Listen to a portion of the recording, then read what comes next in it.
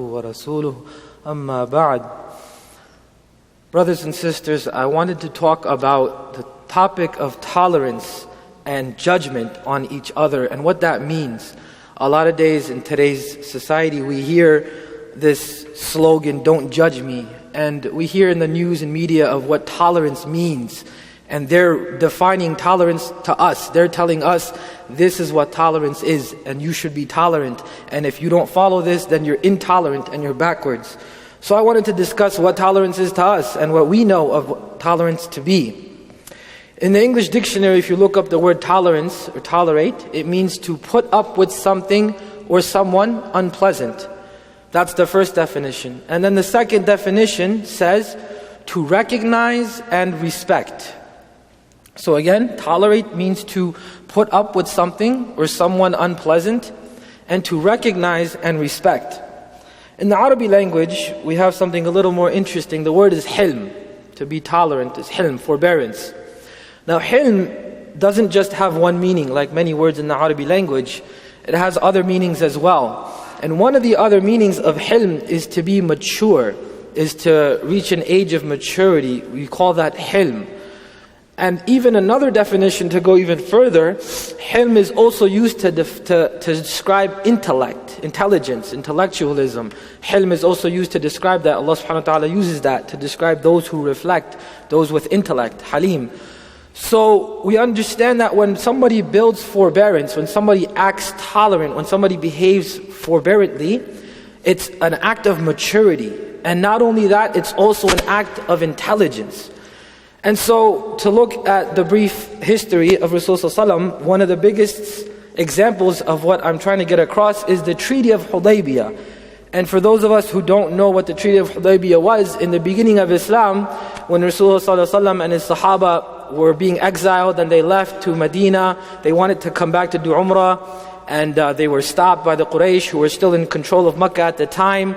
And the Quraysh told them that not only can you not do Umrah right now, but also we have a treaty for you to sign. We have a condition for you to sign. And upon looking at the treaty with the Sahaba, the Nabi sallallahu alaihi wasallam, he was very pleased with it and he liked it. But the Sahaba were very upset. And the reason for that was because the treaty to a normal, logical human being was very unfair. For example, it said that if somebody who wanted to convert to Islam left Mecca and went to Medina, they have to be returned. But vice versa wasn't true. If somebody wanted to go back to Mecca, the Meccans would keep them there. If a Muslim was in Mecca and he wanted to return to his family in Medina, he would keep them there. And this is just one example of how very unfair and illogical it seemed. So the Sahaba were very upset that first of all they're stopping us from doing Umrah for no reason, and on top of that they're telling us this very unfair and unreasonable treaty to sign. Rasulullah gave them, he told them relax, and he signed it. And subhanAllah, that same treaty that the Quraysh were so happy about, that they thought they tricked the Nabi sallallahu alaihi wasallam, that same treaty that they were so happy about, that they thought they had the upper hand because all these unfair conditions, was the same means that provided many people to become Muslim. Because what happened was when a person went to Mecca and wasn't returned, he didn't leave his Islam, he practiced his Islam in Mecca. And people saw the beauty of Islam and they started asking about Islam more. Whereas when somebody went to Medina and returned, it wasn't a problem. So that same concept that they thought would help them because they were being unfair and mean and cruel to the Muslims was the same means that Allah subhanahu wa ta'ala used to make many kuffar Muslim, because they had now a company of Muslims who were practicing. So we learn from this story that when we practice tolerance, not only does Allah subhanahu wa ta'ala become pleased and inshallah we gain good deeds and so on and so forth, but tolerance is such a thing that at the time we cannot see its benefits. At the time we're very angry and we get upset and we get emotional, and logically it doesn't make sense because human beings, we have a limited vision. We cannot see into the future. We cannot see alimul ghaib. Only Allah subhanahu wa ta'ala can see that. And the same one that can see that is telling us how to behave, because He can see things that we can't. He tells us in the Quran, I know that which you don't know. He told the Malaika and He told us the same thing. He knows things that we don't know. So just be patient, be forbearant. Another story of Rasulullah was that Rasulullah when he was established and he had power, an A'rabi, a Bedouin, a person who didn't know, was unsophisticated. He came to the Nabi ﷺ after a war and he started tugging on his clothes. And he's very disrespectful. Sahaba got very angry. What are you doing? So not only did he tug on his clothes, but he started demanding that, look, Nabi, give me my share of the wealth, give me my share of the booty. So Rasulullah didn't, he didn't yell at him. He didn't say, get off of me. He didn't say, do you know who I am? He told the Sahaba, contrary, he told the Sahaba, he's like, don't worry, relax, be easy, sukoon, And he gave the man what he asked for and more. Another example is that a man came in, the same type of person, an Arabi. He came into the Masjid Nabi, Masjid Nabawi, and Rasulullah and some Sahaba were there. And he went into the corner and he started urinating. Many of us know this story. He started urinating in the corner, so the Sahaba got really mad. This is the masjid, and he's urinating. This is a very dirty act. It smells, it's filthy. What are you doing? So they were ready to chop his head off. So the Nabi ﷺ, calmed them down, relax, don't worry. So not only did he tell them, don't worry, he said, let him finish. Don't bother him, don't yell at him, let him finish. So the man finished his business. And afterwards, Rasulullah ﷺ, talked to him, so on and so forth.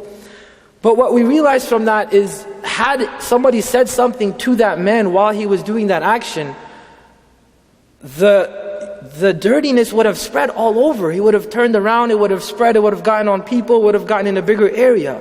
So Rasulullah told them, just leave him alone, let him finish, let it be in one area, we can clean it afterwards. And afterwards he talked to the man. And later on, that same man was sent to Yemen, was sent away from the Muslims at the time to go and spread Islam. And he was given a high status because this wasn't just for any old Muslim, this was a position of status. So we realize the benefits of being tolerant. Had Rasulullah yelled at this man or scolded him, or the Sahaba beaten him up, maybe he wouldn't have liked Islam, maybe he wouldn't have accepted Islam, maybe he wouldn't have been a means for other people to become Muslim. Another thing about judging others is that, a lot of times we hear people, they say, don't judge me, because they want to be comfortable in their sins. But at the same token, we see a lot of Muslims who see another person sinning or maybe doing something that they're not used to seeing, and they get very upset and they start, feeling low about that person in their heart, and talking and backbiting and slandering. And even if they don't slander, just that ill feeling, that suspicion that we build, that's something that's not supposed to happen. In fact, quite contrarily, when a Muslim sees another Muslim sinning or doing something that doesn't look right, he's supposed to make 70 excuses. Now the number 70 is not literal in the Arabic language, it just means a lot. It means like, we say $1 million in English, like $1 million, just like a lot. So that 70, it just means a lot, enough that you cannot run out of excuses. So for example, if you see somebody with a bottle of beer in their hand, make up an excuse for that brother. Say maybe he picked it up off the floor and he's throwing it away. Or maybe he doesn't know better, or whatever. Think of an excuse and let it go. And oftentimes what happens is we're so heedless, we're so lost of our own sins, we're so quick to forget and forgive ourselves, and we're so quick and easy to judge others that we completely forget what we've done and what we're doing and the sins that we commit day in and day out. One of the most brilliant things that I've read was Hazrat Luqman, upon being asked one of his secrets, like he was known as Luqman the Wise. So upon being asked, some nasiha, like how have you come to be the way you are, he said very simply, he said, look, what I do is when I see people, if I see something that I don't like in them, I see a fault in them. This person does this person looks like that, this person does that. Instead of thinking that person does such and such thing, I think to myself, the same way that I'm looking at that person for doing that thing, if I was to do that action, somebody's going to look at me that same way. It's no different. So instead of me worrying about what I think about that person, let me work to protect myself from other people looking at me like that. So let me save myself from that sin or from whatever that is that I don't like to see in other people. And by this, he said this was his greatest wisdom. This was his golden rule, if you will. Allah subhanahu wa ta'ala tells us in the Quran that يَا أَيُّهَا الَّذِينَ آمَنُوا إِذَا قِيلَ لَكُمْ تَفَسَّحُوا فِي الْمَجَالِسِ فَافْسَحُوا يَفْسَحَ اللَّهُ لَكُمْ. That, O you who believe, when you're told to make room in an assembly, make room, spread yourselves, and Allah subhanahu wa ta'ala will make room for you. And the Mufassirin explain this by not only just physically, if somebody's to join a gathering and you open up the gathering for him physically, that's one thing. But oftentimes we physically make room, but we forget to mentally open ourselves. We forget to open our heart to that Muslim brother. A lot of times we're ignorant of other madhahib. So we think this person is doing something wrong, when in actuality he's doing something right. In Islam we have a big understanding of different but right. Two opinions can both be correct. And oftentimes we forget this fact. One of the biggest examples of this is Ramadan, is when we see the moon. Two Sahaba from different villages came to the Nabi Sallallahu Alaihi Wasallam. One Sahaba said, I saw the moon, Nabi Sallallahu Alaihi Wasallam. The other said, we didn't see the moon in my village. And he told, in front of everybody, in front of each other, he told that party that saw the moon, he said, go start your Ramadan. And he told the other party that didn't see the moon, he said, you wait. So this is from the same source, this is from the Nabi Sallallahu Alaihi Wasallam. And they're both doing different things. There's no hostility, there's no animosity, there's no division. So differences aren't what causes division, it's our hearts, it's our minds that we don't allow the acceptance of other people. I mean, most scholars even go as far as to say that when somebody else is sinning, make up excuses. But we don't even make up excuses when somebody else is doing something good.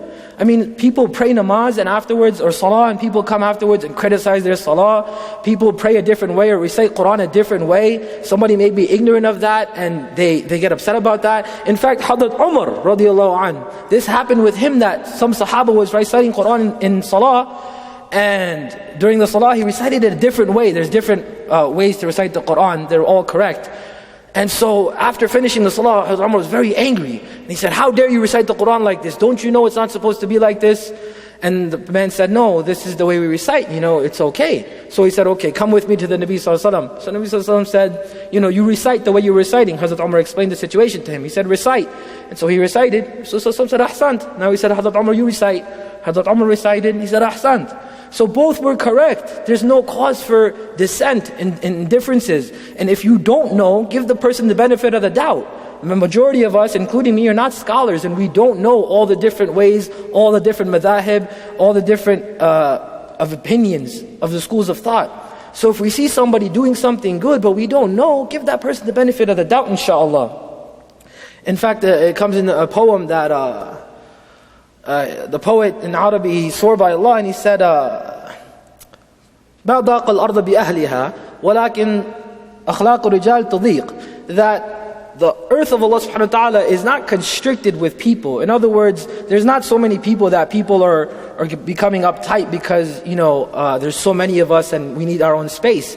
Walakin, he says, but the reality is that akhlaq al-rijal, the character, the mannerisms, the character, the behavior of mankind is what's constricted. In other words, it's not the space that's constricted, it's our hearts that we don't open up for each other. One of the most good story that I heard recently in modern times from my teacher was that he used to go on Jamaat. And Jamaat, for those of you who don't know, it's just a group of Muslims who go around to different areas and try to give da'wah to Muslims, try to bring Muslims back to the masjid, back to Sirat al-Mustaqim, inshallah. And so he went on this Jamaat, and there was about a gathering of people, maybe 40, 50, 100 people, I don't know. But one of them, he had a habit of drinking. He had a very bad habit of drinking. And so even when he went on Jamaat, he would go on his own time and get drunk and wasted and come back. And so all the people were very upset. They used to complain to each other. They used to complain to their Amir. They would be very upset. And subhanAllah, the Amir was an alim. The leader of them had knowledge. And so he told them, he's like, don't worry. And people were very confused. They're like, why don't you kick him out? Tell him to go home. What is he doing on Jamaat? He's getting drunk. This is not what we do. So he said, don't worry, be patient. Don't worry, be patient. Halim, hilm, he was forbearant. And subhanAllah, that same person that used to go drink every night in Jamaat, that same person now, he has his own madrasas in Pakistan, and he has his own schools, and he's making hundreds and hundreds of kids hufaz bi'idhnillah. Because that same alim that was patient with him, he talked to him after many times, and after he finally got rid of that bad habit, he realized that, this was the true way, that the scholar who was practicing Islam, this is what Islam teaches us, this is what Islam is. It wasn't just a front, it wasn't just a pretend that the scholar was doing so that person becomes good, but this was actually Islam, this is actually what we're taught to practice. It's not something that we just pretend to make Islam look good to people. But it really is, we need to start practicing making 70 excuses for people, being tolerant of other ways that aren't our own, being accepting of other ways that aren't our own. One of the biggest examples of this, again, is Hazrat Umar. People tend to think that, this person is doing this, he's doing that, he's committing zina, he's drinking, he's going here, he's going there, he doesn't do this, he doesn't pray. One of the greatest Sahaba of all time, Hazrat Umar, and I say this with utmost respect, he's Hazrat Umar, he's radiyallahu anhum wa radu an. And the scholars say that this same Umar at one point in time was worshipping idols. And for those of you who don't know, the worship of something besides Allah subhanahu wa ta'ala is greater than any sin you can imagine, be it zina, be it adultery, be it drinking, whatever. It's greater than any sin you can imagine. And Hazrat Umar, that same Hazrat Umar that's in the Quran, that radiyallahu anhum wa radu an, that Allah is pleased with him and he is pleased with Allah, that same man was worshipping idols. So we have to be patient when we're judging people, because we have no idea on whether or not they will change tomorrow, the day after, next year. Maybe we'll never see that person again, but before he dies, he does tawbah. And Allah subhanahu wa ta'ala loves that tawbah so much that He accepts it. So inshallah, may Allah subhanahu wa ta'ala give us the tawfiq to be patient with each other, to be tolerant of each other in our differences, and in our different cultures, and our different ways. And even people who are sinning, be patient with them. Don't scold them, don't yell at them. It's going to turn them away. May Allah subhanahu wa ta'ala give us the tawfiq to keep on ihdina as-sirat al-mustaqim. Wa akhiru da'wana alhamdulillahi rabbil alameen.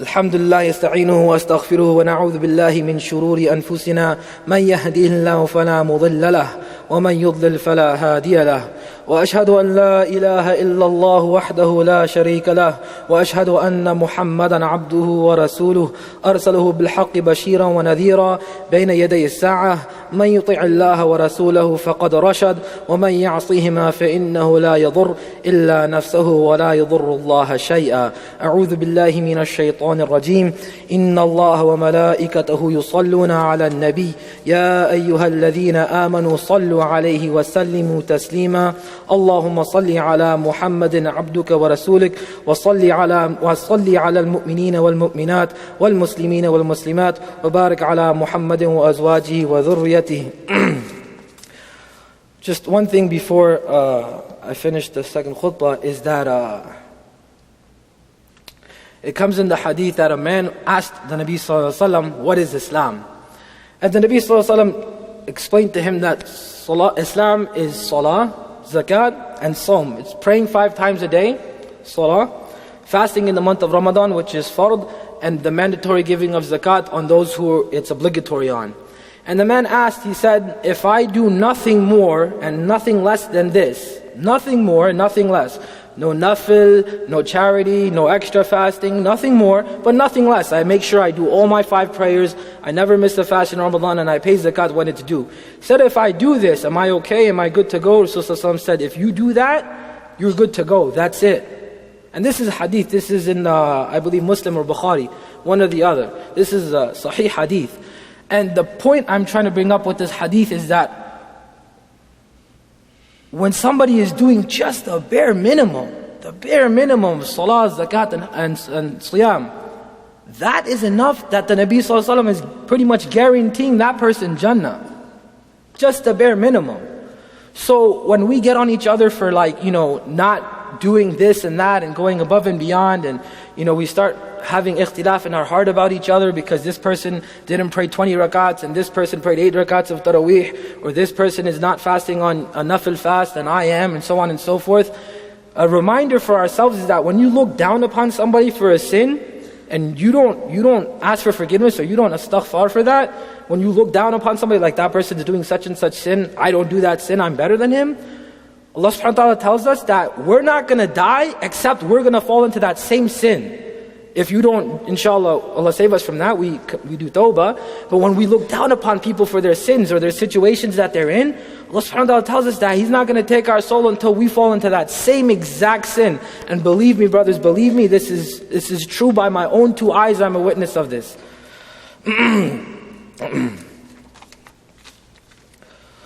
قال قال النبي صلى الله عليه وسلم أرحم أمتي بأمتي أبو بكر وأشدهم في أمر الله عمر وأصدقهم حياء عثمان وقضاهم علي وفاطمة سيدة نساء أهل الجنة والحسن حسين شباب أهل الجنة وحمزة أسد الله وأسد رسوله. الله الله في أصحابي لا تتخذوهم غرضا من بعدي فمن أحبهم فبحبي أحبهم ومن أبغضهم فببغضي أبغضهم وخير أمتي قرني ثم الذين يلونهم ثم الذين يلونهم وبالسلطان ظل الله في الأرض من أهان سلطان الله في الأرض أهان الله. إن الله يأمر بالعدل والإحسان وإيتاء ذي القربى وينهى عن الفحشاء والمنكر والبغي يعظكم لعلكم تذكرون. اذكروا الله يذكركم وادعوه يستجب لكم ولذكر الله أكبر والله يعلم ما تصنعون. أقم الصلاة.